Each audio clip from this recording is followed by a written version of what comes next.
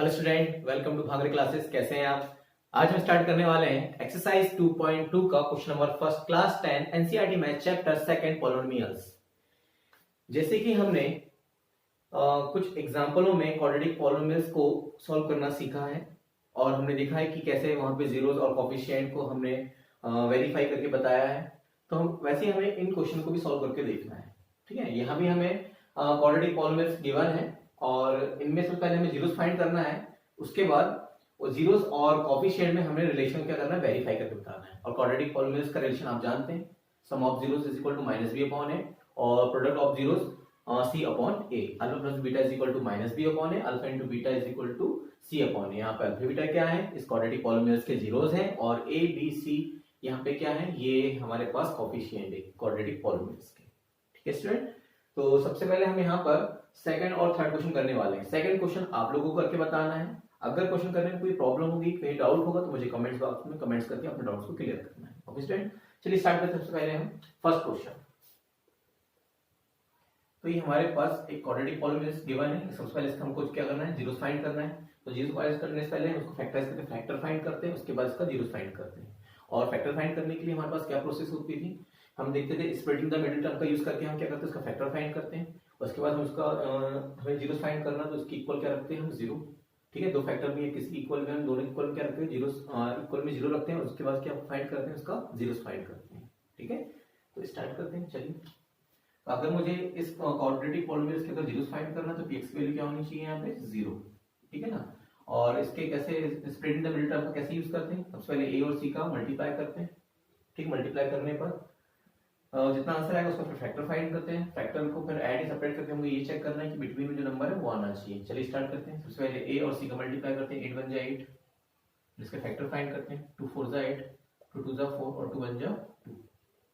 हमारे पास जो फैक्टर आए हुए हैं इनका यूज करके हमें कितना लाना है, -2। तो मैंने आपको बताया 2 2 जा 4, पहले इन टू टर्म्स का मल्टीप्लाई करके इस आखिरी वाले फैक्टर से, ठीक है, ऐड ही सेपरेट करके देखेंगे हम कि हमारे पास -2 आ रहा है कि नहीं आ रहा। चेक करते हैं। 2 2 जा 4, 4 में अगर 2 प्लस करते हैं कितना होता है 6, हमें नहीं चाहिए।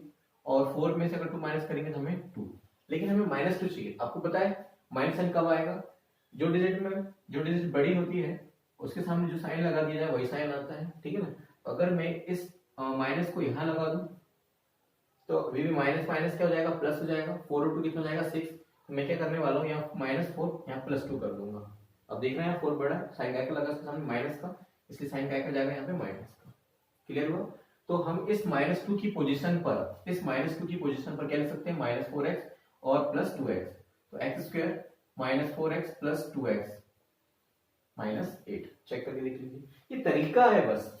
ठीक है ना, ऐसा नहीं कि मल्टीप्लाई आएगा उसको मल्टीप्लाई करना, सिर्फ आपको यहाँ a और b चेक करने का एक तरीका बताया है। a b चेक करने का तरीका ही ये सभी जो फैक्टराइज करके जो फैक्टर फाइंड कर रहे हैं ना, सिर्फ a b चेक करने का एक तरीका बता रहे हैं हम आपको।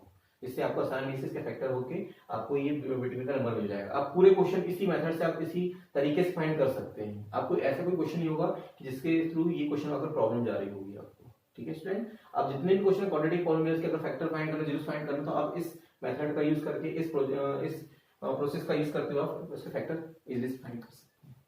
ठीक है, चलिए सबसे पहले अब यहाँ क्या करेंगे, हम ब्रैकेट लगाएंगे टू पेयर में। इस 2 टर्म्स का हमने 1 पेयर बना दिया, इस 2 टर्म्स को 1 पेयर बना दिया है हमने। ये देखिए, अब इस फर्स्ट फैक्टर में से हम देखते हैं यहाँ पे ब्रैकेट में से कॉमन क्या निकल रहा है। इस ब्रैकेट में देखिए कॉमन क्या है, इसमें भी x, इसमें भी x है। यहाँ पे क्या निकल जाएगा, x कॉमन निकल जाएगा। कितने x है हमारे पास, x की पावर 2 मींस वहां पे 2x है, 1x कॉमन निकाल लिया, 1x बचा। और यहाँ से x कॉमन निकल गया, कितना बचेगा यहाँ पे 4। ऐसा कोई टेबल जिसमें 2 भी आता और 8 भी आता तो 2 का टेबल होता है। 2 1 जा 2, 2 4 जा 8। x -4 दोनों में अवेलेबल है, तो x -4 कॉमन, तो क्या बचा x + 2। ठीक है, ये फैक्टर फाइंड हो गया हमारे पास। अब हमें क्या फाइंड करना है, इससे जीरोस। तो इस फैक्टर के इक्वल 0 और x + 2 के इक्वल 0 है ना। x -4 इक्वल 0 या x + 2 इक्वल 0। तो इसके जीरोस क्या होंगे, -2 -4 इधर कन्वर्ट होकर क्या जाएगा +4, +2 कन्वर्ट होकर इधर क्या हो जाएगा -2। तो ये +4 -2 ये क्या है, ये जीरोस है। इस क्वाड्रेटिक पॉलिनोमियल्स के, ठीक है, जिन्हें हम अल्फा और बीटा सपोज कर सकते हैं। तो यहाँ आ जाएगा अल्फा इज इक्वल टू +4 और बीटा इज इक्वल टू -2, ठीक। अब कोफिशिएंट, आप कोफिशिएंट निकालना सीख गए होंगे अभी तक, ठीक है ना। तो यहाँ पे a की वैल्यू क्या हो जाएगी, a की वैल्यू जाएगी यहाँ पे 1, जो भी x इसका कोफिशिएंट होता है वो a की वैल्यू होती है, तो आ गया 1। b की वैल्यू, जो भी x का कोफिशिएंट होता है वो b की वैल्यू होती है, तो यहाँ पे आ जाएगा -2, और c की वैल्यू हो जाएगी यहाँ पे कांस्टेंट टर्म -8, ठीक। तो उसमें 2 रिलेशन होते हैं, सम ऑफ जीरोस और प्रोडक्ट ऑफ जीरोस। तो आप पूरा पूरा लिखेंगे sum of zeros equal to constant, क्या लिखेंगे, कोफिशिएंट ऑफ x और कोफिशिएंट ऑफ x², ठीक है ना। हम यहाँ बता दे रहे हैं सम ऑफ जीरोस क्या होता है, alpha plus beta is equal to -b/a। तो अल्फा क्या है हमारे पास, अल्फा की वैल्यू है 4, बीटा की वैल्यू कितनी है -2, माइनस बी की वैल्यू कितनी है, देखो माइनस तो हमारे पास पहले से अवेलेबल है ना, और बी की वैल्यू कितनी है -2 है, और ए की वैल्यू कितनी है 1 है। 4 plus minus -2 minus minus plus 2/1, 4 में 2 माइनस करेंगे 2, और 2/1 मींस 2 होता है, देखिए पहला वेरीफाई हो गया। अब alpha into beta is equal to क्या होता है, c/a।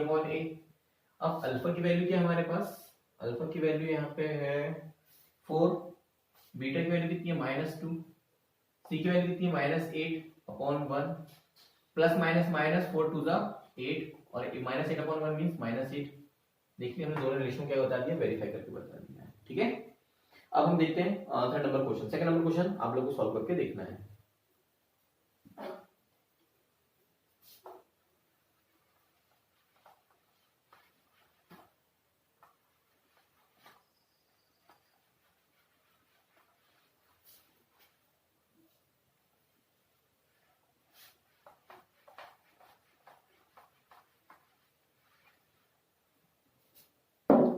चलिए थर्ड नंबर क्वेश्चन सॉल्व करते हैं। यहाँ पे सबसे पहले तो से ये थोड़ा पोजीशन गलत है, आपको पता है हाईएस्ट डिग्री 2 के बाद कितनी डिग्री आती है 1, ये थोड़ा सा अरेंज नहीं है, जमा हुआ नहीं है, इसको हमको सही तरीके से इसको अरेंज कर लेते हैं, ठीक है ना। पहले पावर 2 के बाद पावर 1 आती है, उसके बाद पावर 0 आती है ना।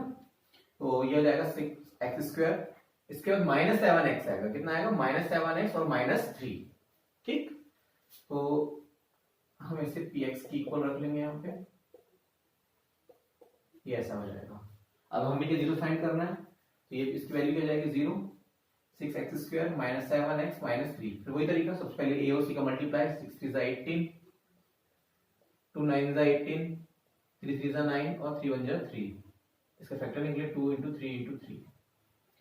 इसका मल्टीप्लाई किया, उसको वैसे का वैसे यहाँ पे छोड़ दिया जाए। और अब देखिए हमें कितना माना है यहाँ पे -7, तो या तो ये 2 टर्म्स का यूज कर सकते हैं, या तो सॉरी टर्म्स बोल रहे हैं यहाँ पे, इन 2 फैक्टर का यूज कर सकते हैं यहाँ पे, या तो इन 2 फैक्टर का यूज करके यहाँ पे मल्टीप्लाई करके ऐड या सब्ट्रैक्ट करना है हमें कोई भी एक नंबर से कि हमारे पास कितना जाए -7। जैसे कि देखिए मैं पहले इन ये 2 नंबर का यूज कर रहा हूँ 3 और 3, इन दोनों को मल्टीप्लाई करके इस नंबर से मैं ऐड या सब्ट्रैक्ट करके चेक करके देखूंगा कि मेरे पास -7 आ रहा है कि नहीं आ रहा। अगर मान लीजिए इसमें नहीं आएगा तो फिर मैं इस 2 नंबर का यूज करूंगा, मल्टीप्लाई करके इस नंबर से ऐड या सब्ट्रैक्ट करके चेक करके देखूंगा कि -7 आ रहा है कि नहीं आ रहा, ठीक है ना। इन कंडीशन किसी न किसी में तो 100% आपका आंसर आ ही जाएगा। सबसे पहले हम स्टार्ट करते हैं, 3 2 जा 6, 6 में अगर मैं 3 प्लस करके देखता हूं तो आता है 9, और 6 में 3 माइनस करके देखता हूं तो आता है 3।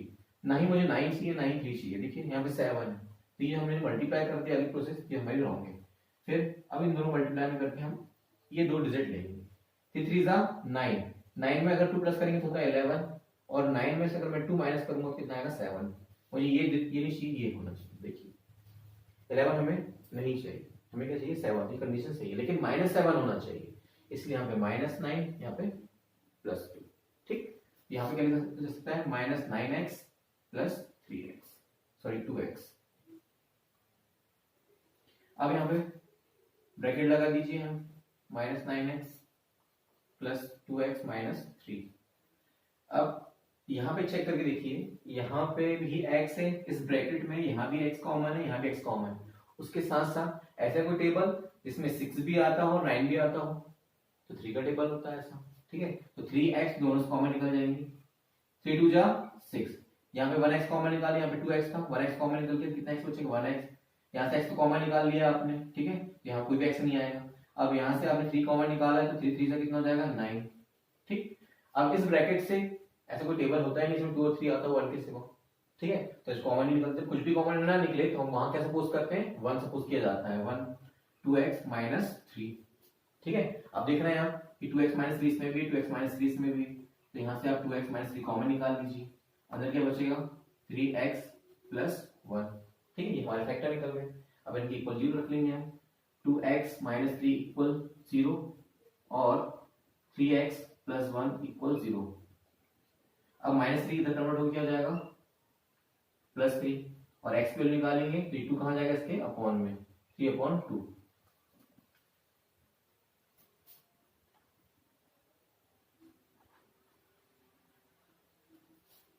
3/2 आ गया। अब यहाँ पे भी चेक करते हैं, तो प्लस में रख के क्या हो जाएगा -1, एक्स वैल्यू फाइंड करेंगे तो -1/3, तो ये हमारे पास ये जीरोस फाइंड हो गए। अब इन्हें हम अल्फा बीटा सपोज कर सकते हैं, तो अल्फा इज इक्वल टू 3/2 और बीटा इज इक्वल टू -1/3, और कोफिशिएंट चेक कर लेते हैं, यहां से चेक करिए, यहां से नहीं, ठीक है ना। तो वही बस एक प्रोसेस ध्यान रखिए कि एक्स स्क्वायर कोफिशिएंट a होता है और एक्स का कोफिशिएंट b होता है, कांस्टेंट टर्म c होता है, बस तो आपकी दिक्कत नहीं जाएगी कोफिशिएंट लेने पे। a की वैल्यू यहाँ पे 6 हो गई, क्योंकि अगर ऐसी कंडीशन आपको ध्यान रखोगे, आप बोलोगे कि बिटवीन में जो होता है वो b होता है, तो इन ऐसे क्वेश्चन फिर आपको दिक्कत हो जाएगी कि यहाँ पे फिर b आप 3 को सपोज कर लोगे, ठीक है ना। इसलिए आप कोफिशिएंट में ध्यान फोकस करें तो आपको ये a b c की वैल्यू निकालने में ज्यादा प्रॉब्लम नहीं जाएगी। चलिए, तो a इज इक्वल टू 6 और b की जो वैल्यू है वो है -3, c की सॉरी -7 और c की जो वैल्यू है -3। a is equal to 6, b is equal to -7, c is equal to 3। पहला फर्स्ट रिलेशन क्या है हमारे पास, sum of zeros -b/a, alpha की वैल्यू है हमारे पास 3/2 प्लस बीटा की value -1/3 is equal to minus b की वैल्यू कितनी -7, a की वैल्यू कितनी 6, 3/2 plus minus -1/3 minus minus plus 7/6, LCM ले लीजिए, 3 2 6, 3 3 9, 2 1 2 इज इक्वल टू 7/6, 9 में से 2 माइनस करेंगे तो 7/6 ये भी आ गया, 7/6 ये भी हो गया, फर्स्ट वेरीफाई हो गया।